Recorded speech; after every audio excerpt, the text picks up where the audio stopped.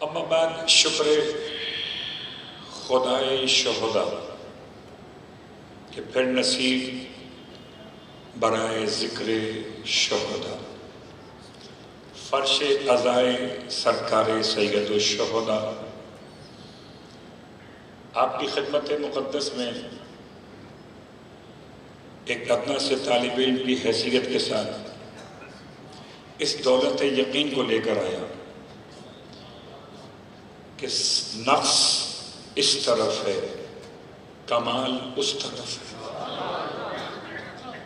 اور کسی نقص میں یہ کمال نہیں کہ کمال کے کمال کو بیان کر سکے، کسی نقص میں یہ کمال نہیں کہ کمال کے کمال کو بیان کر سکے۔ یہ تو شرف ان کا ہے کہ باوجود نقص کے قبول کر رہے ہیں، اور اس میں کوئی شک نہیں کہ جب کوئی نقص کسی کمال سے منسوب ہو جائے تو نقص رہتا ہی نہیں، پھر وہ کمال میں تبدیل ہو جاتا ہے۔ اس دولت یقین کے ساتھ آپ کی خدمت مقدس میں علماء کی خدمت صاحبان علم و ادب تشریف فرما ہے۔ دو آیتیں آپ کی خدمت مقدس میں محرم الحرام کی 12 تاریخ کربلا کی تاریخ سے کچھ باتیں بیان ہوں گی، کچھ باتیں آج، کچھ باتیں کل۔ 2 محرم سرکار سید الشہداء کے کاروان کی آمد، اور 11 محرم سرکار سید الشہداء کے کاروان کی رخصت۔ پھر 11 کے بعد کربلا میں 12 کو کیا ہوا، اور کربلا میں 13 محرم کو کیا ہوا، یہ باتیں انشاءاللہ آپ کی خدمت بیان ہوں گی، مگر پہلے ان 2 آیتوں سے تمام تر عالم اسلام کی خدمت میں، اور جہاں تک آواز پہنچے تمام تر انسانیت کی خدمت میں یہ پیغام کہ ان 2 آیتوں سے خدا نے انسان کو سمجھایا اپنا مقام، مصطفیٰ کا مقام۔ یہ سمجھ کے آؤ محرم الحرام میں کہ یہ حسین کی مجلس نہیں، حسین کے نانا کی مجلس ہے،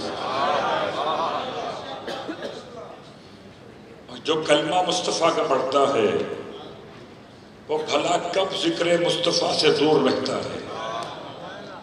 تو اس اعتبار سے کہ جیسے خدا نے اپنی ذات سے مصطفیٰ کی پہچان کروائی، ایسے مصطفیٰ نے اپنی ذات سے حسین کی پہچان کروائی۔ تمہید اور مقدمہ قائم کر رہا ہے کہ ہم نے جانا کہاں ہے۔ آیت نمبر 1 سورہ مبارکہ الجمعہ۔ تو پہلے تو صاحبان ادب کی خدمت میں اس کے تلفظ کی وضاحت کر دوں کہ اردو زبان میں ہم جمعہ کہہ دیتے ہیں۔ اردو زبان میں جمعے کا مطلب ہے ہفتے کے سارے دن سوائے جمعے کے، جب تک کہ اس کی وضاحت جمعہ۔ جمعہ کا پہلا نام تھا یوم عروبہ، یوم عروبہ۔ اس کو جمعہ کیوں کہا گیا؟ کہ جمعہ نکلا ہے جمع کرنے سے۔ جب خدا نے اپنی خلق کو جمع کیا ولایت علی ابن ابی طالب علیہ السلام کو، تو کوئی تو اجتماع ہوا ہے جس کی وجہ سے دن کو سرداری مل گئی۔ اگر سردار کا تذکرہ ہو تو دن سردار ہو جاتا ہے، سردار کا تذکرہ ہو تو دن سردار ہے۔ یوم الجمعہ سید الایام، دنوں کا سردار ہے، سید ہے، جمعۃ المبارک کا دن۔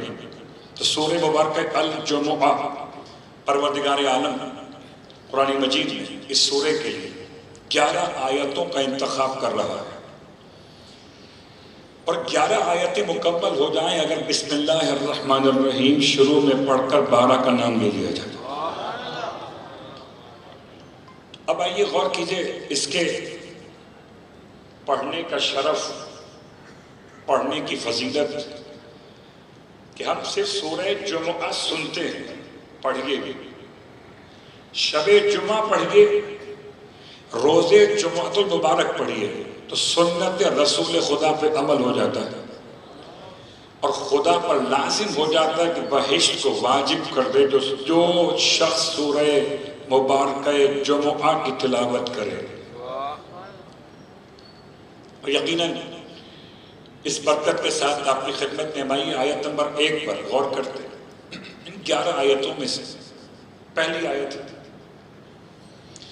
یسبح للہ ما فی السماوات وما فی الارض الملک القدوس العزیز الحکیم۔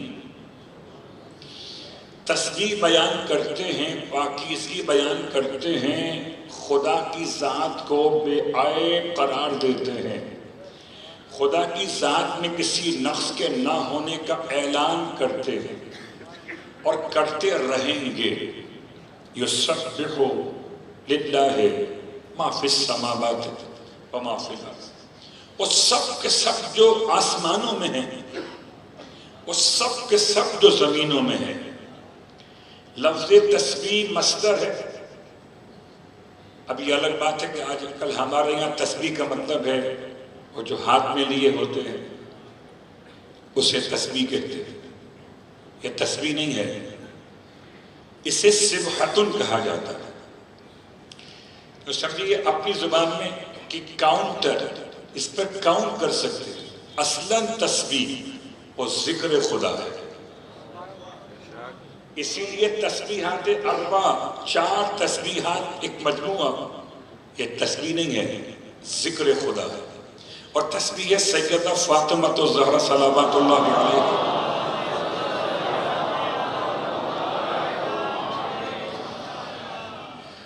یہ بہترین ذکر پر روایت امام جعفر صادق علیہ السلام ارشاد فرماتے ہیں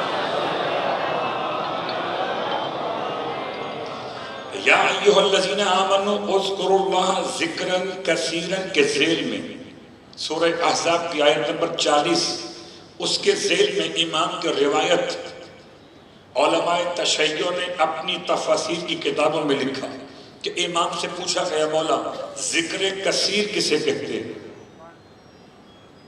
ایک ہے لفظ کوثر، ایک ہے لفظ کثیر، ایک ہے لفظ تکاثر۔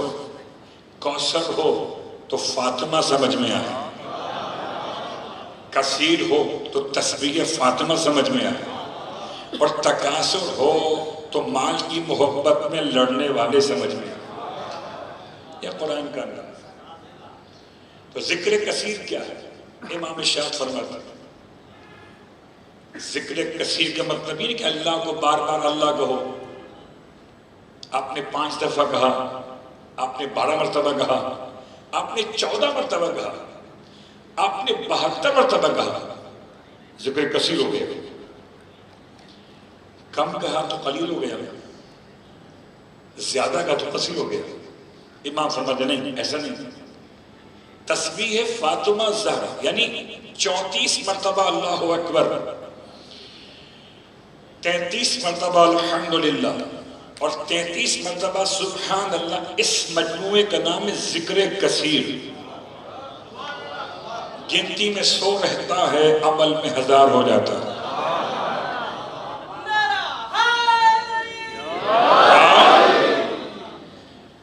تو یہ تو تولنے والے کا مسئلہ ہے، ہم تو اپنے لحاظ سے پڑھ رہے ہیں۔ تو لفظ تسبیح واضح، لفظ سبح فعل ماضی، لفظ یسبح ہو فعل مضارع، لفظ سبح فعل امر۔ سورہ جمعہ میں پروردگار نے اپنے تسبیح کو بیان کیا، یسبح للہ۔ بہت غور کیجئے گا، سبحان اللہ تو بہت کہتے ہیں، سبحان اللہ سمجھنے والے بہت کم ہیں۔ آپ کی بات نہیں ہو رہی، آپ تو ذکر اہل بیت پر سبحان اللہ کہہ رہے ہیں کہ جس کے بندوں کا ذکر ایسا وہ خدا کیسا ہوگا۔ جب کبھی ہم بناوٹ کو دیکھتے کہ جناب کیسا بنایا ہے، کیا عمدہ بنایا ہے، تو اس بناوٹ کو دیکھ کر جب کوئی نقص دکھائی نہیں دیتا تو کہتے ہیں سبحان اللہ. تو کائنات کو دیکھو خدا نے کیسی بنائی ہے، اور کائنات نہیں دیکھ سکتے تو اپنے آپ کو دیکھو کیسا بنایا ہے. اب کہو سبحان اللہ. یسبح للہ ما فی السماوات و ما فی الارض. اللہ کے لیے پاکیزگی بیان کرتے ہیں وہ تمام کے تمام جو آسمانوں میں زمین کے اندر. کون اللہ؟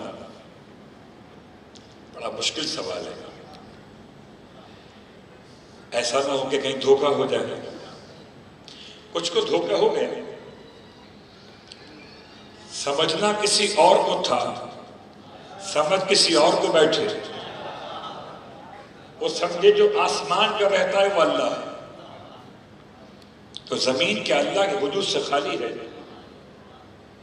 ذات خدا کی تعریف کے لیے اتنا جملہ کافی ہے کہ کسی یہودی نے اگر سوال کر لیا دربار خلافت میں حکومت وقت کے نمائندوں سے کہ بتائیے اللہ کہاں ہے، تو کہہ دیا بزرگ نے اللہ تو اوپر ہے. اگلا سوال آ گیا اگر وہ اوپر ہے تو کیا زمین اس سے خالی ہے؟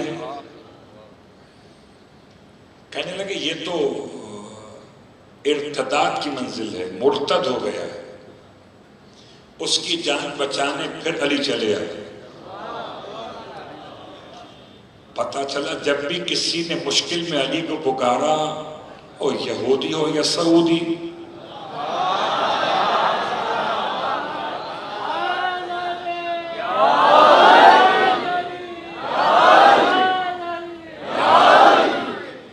چلے آئے. مولا کا کام تو مدد کرنا ہے. یہودی سے سوال کیا کیا کہتے ہو تم؟ کہا میں اللہ کا پتہ پوچھتا ہوں. خلیفہ وقت سے اللہ کا پتہ پوچھ رہا ہے، اور جس سے اللہ کا پتہ نہ ہو، بہت آسان ایڈریس ہے، مشکل نہیں ہے. اللہ کا ایڈریس چاہیے تو علی سے پوچھ لو. آپ فرماتے من عرف نفسہ، جس نے اپنے نفس کو پہچان لیا. عرف ربہ، رب کو پہچان لیا. لیکن عجیب بات کریں کہ اللہ تو اوپر ہے. امام نے ارشاد فرمایا سن، اگر میں تجھے تیری کتاب سے بتا دوں، کتاب توریت سے، نبی بھی تیرا، کتاب بھی تیری، بات میری.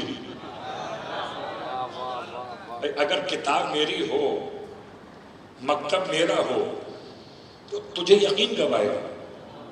تو کتاب بھی تیری. جس نبی کو تو مانتا ہے اس کی بات پڑھ رہا ہو. امام فرماتے ہیں کتاب توریت کا حوالہ دیا، فصل، عبارت نمبر، زبان عبرانی کے اعتبار سے، پھر ترجمہ کی عربی کے اندر. سن، تیری کتاب میں لکھا ہے کہ ایک دن موسیٰ ابن عمران علیہ السلام بیٹھے ہوئے کہ ان کی خدمت میں ایک فرشتہ سلام کے لیے حاضر ہوا، اور سلام کر کے خدمت میں کھڑا ہو گیا. آپ نے سلام کا جواب دے کے فرمایا کہ تم کہاں سے آتے ہو؟ کہتا ہے 7ویں آسمان سے اللہ کے پاس سے آتا. کچھ دیر میں گزری تھی، ایک اور آ گیا. فرشتے تو بہت ہیں نا، ایک اور آ گیا، اور اس نے آ کے اللہ کے نبی کو سلام کیا. آپ نے سلام کا جواب دیا. پوچھا کہاں سے آتے ہو؟ کہا 7ویں زمین سے آتا ہوں اللہ کے پاس سے.